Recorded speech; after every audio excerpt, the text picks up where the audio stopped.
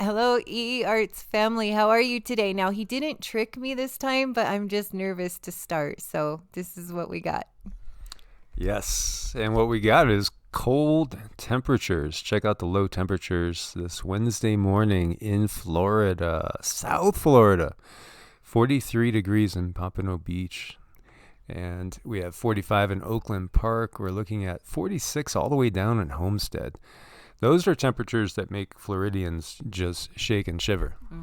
Right. I mean, if you're used to being coddled with the weather and something like this comes along, wow, it throws you for a loop. And, we're going to have some pretty cold temps coming up in this week ahead. And we have a possible second winter storm. Now, we just had a nor'easter that left up to 30 inches in some places, such as New Jersey, and we had eastern Pennsylvania hammered, New York City area as well.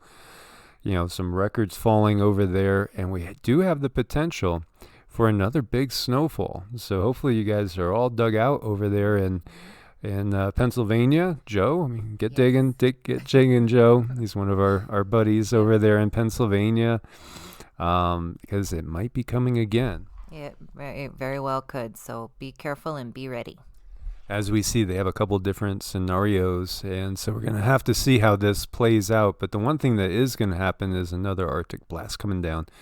And so we see here all the way from Canada dripping down into North Dakota and Wisconsin and Iowa, even into parts of Illinois, 30 to 40 degrees below normal. I think my toes just got colder looking at this.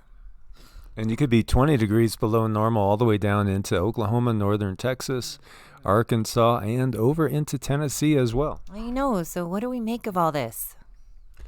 Well, even people that know what's coming, like our good friend David at DAP 2030, listened to some messages from him this morning that he had left us, and he was saying 11 degrees in Tennessee, what the heck? And he knows, because he as much as anybody, or more than anybody, has been talking about what's coming. But it's still when we actually feel it. Yeah. Oof. When it actually happens to you and you're walking through it in the 3D, that's different. Yeah, so obviously in some of these areas, absolutely deadly temperatures. Hypothermia is a definite problem. Frozen pipes, car battery issues, the whole gambit. And again, hopefully everybody in these areas is prepared in case there ever was a power outage. Because that's definitely life-threatening in that case if you don't have a wood-burning stove with plenty of wood piled on up. I know, that's really important. And we have Europe bracing for a significant continent-wide cold outbreak as well. This is, all about that polar vortex, all about the magnetosphere and the weakening magnetosphere. Because then we get this big dip down that you see, and it can bring extremely cold air to some places that don't normally get it. I know, as the pendulum swings, things just keep getting crazier and crazier, and we don't really know what to think. But one thing we do know to do is to get on here and we can all plan and be prepared. Well, according to the satellites, Earth has cooled rapidly during the past 2 months.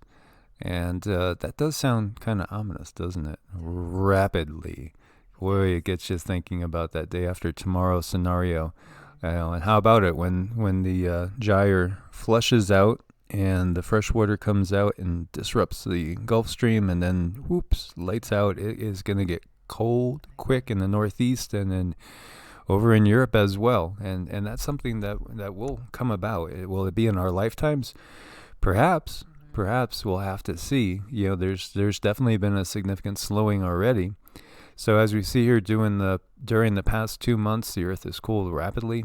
Version 6.0 global average lower tropospheric temperature, the LT anomaly for January 2021 has come out at just 0.12 degrees Celsius above the baseline, down 0.03 degrees Celsius from December 2020. So are we stepping into that little ice age is the question. I think we'll still definitely have some, record-breaking heat, but I think the tendency is going to be cooling. And here we see 33 simple bullet points proving global warming is caused by the sun, not CO2. because we've seen this in the past, time after time, cycle after cycle. They've, mapped all the sun cycles going back almost 2,000 years now. And you could see how it happens. And of course, well, at least we're told we didn't, have carbon spitting emission vehicles 2,000 years ago. We're told this. I mean, we got to doubt everything at this point, as the history and the science keeps getting rewritten. We are definitely in a period of rapid change. Yes, we are. And all we can do is just hold on to our center. So I won't go through all these, but I'll give you guys the links. And I think you guys understand for the most part that there's so much going on. In a political way, it's all about selling us things, It is all the time. I mean, that's their job. And we've talked about, well, how do you cope with this when you have here destructive flash floods hit Izmir after more than a month's worth of rain in 6 hours? So how can the ground handle that, especially when it happens repeatedly? That's very, very tough. This is over in Turkey. And again, all around the globe, we're seeing the same sort of scenarios happen. Honestly, last night I was just dream after dream. I was seeing water everywhere. I was seeing these type of things in my dreams last night. It was pretty wild. It is, and look at that. Now I'm going to be watching here for those big holes to sink in. Oh, yeah, the sinkholes. Yes. And so we have heavy rains hit New South Wales, Australia. And then here again, this was basically a month's worth of rain in 8 hours. So, you're seeing that same scenario on different continents as well. And by the way, we have Tropical Storm Lucas affecting Vanuatu and New Caledonia. That was a Cat 2 storm. And again, bringing those inundating rains that can just cause massive mudslides, landslides. Let's jump to another continent. Severe storms hit Chile with hail and record rainfall.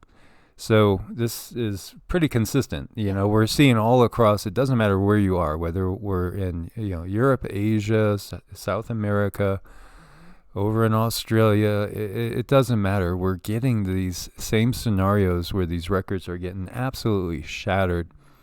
And it's most definitely affecting lives. I mean, how can you even think about unburying that house? It's just gone. I know there's so many big rocks around it and rubble and it's mud and it's packed. How could you move that without a big earth mover?